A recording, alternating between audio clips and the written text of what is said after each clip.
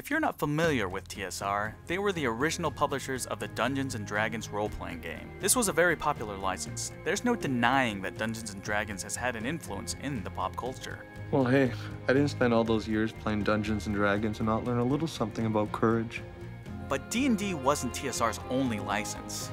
In fact, they branched out to many genres, one of them being Top Secret. Instead of taking place in an age of magic and swords, Top Secret took place in the world of modern-day espionage. TSR themselves were investigated by the FBI because one of their game campaigns involved a fictional presidential assassination plot.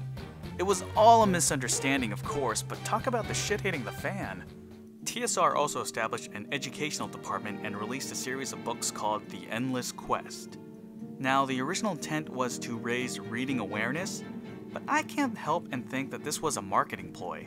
Just take a look, each book took place in the same setting of their various licenses. As in the case of the Top Secret Endless Quest book, Robbers and Robots. This book is laid out exactly like a Choose Your Own Adventure, and I do mean exactly like a Choose Your Own Adventure, which is disappointing because you'd expect more from the TSR game designers. This ain't one of your fucking games! The book starts out by explaining the character's role you assume. You're Terry Morton, a young person with an avid interest in electronics. I hate this book already. You're on your way to your uncle's electronic company with your friend Dennis Frost, who wears stupid t-shirts that say Video Ace on the back.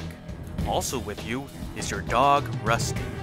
God, I hate this book. You want to show Dennis the company's new robot inventions, one of which you designed yourself. When you get there, you find out that spies from a foreign government have infiltrated the company and plan on stealing the robots and their blueprints. And when I say foreign government, I mean Russia. The book doesn't directly declare it's Russia, but they do point out their accents are indeed Russian. So it's up to you, Dennis and Rusty, to stop the thieves. I really hate this. You know what, forget it. I'm not sure how this book has anything to do with Top Secret. The book has more in common with the film Home Alone. It's a bunch of bumbling thieves versus a pair of obnoxious kids. And their dog. You know, Candyland shit. In one of the bad endings, though, there is a scene which probably would make a kid cry. You're captured and tied up in the cargo belly of an airplane. The idea is that you'll freeze to death, unprotected by the cold of the altitude. As the plane climbs higher and higher, your helplessness grows. Tears pour down your face as you think of the home and family you'll never see again. The chilling cold seeps into your every muscle until you feel your body slipping away into a long, deep sleep. Now that's an ending. I read that the Edge in these books carry more refined characters than the ones found in Choose Your Own Adventures. That may be true for the other books in the series, but Terry Morton isn't exactly Atticus Finch. All I learned is that Terry is into electronics, he has a dog, he has one friend, he's on his summer vacation, and he's a little unpopular at school.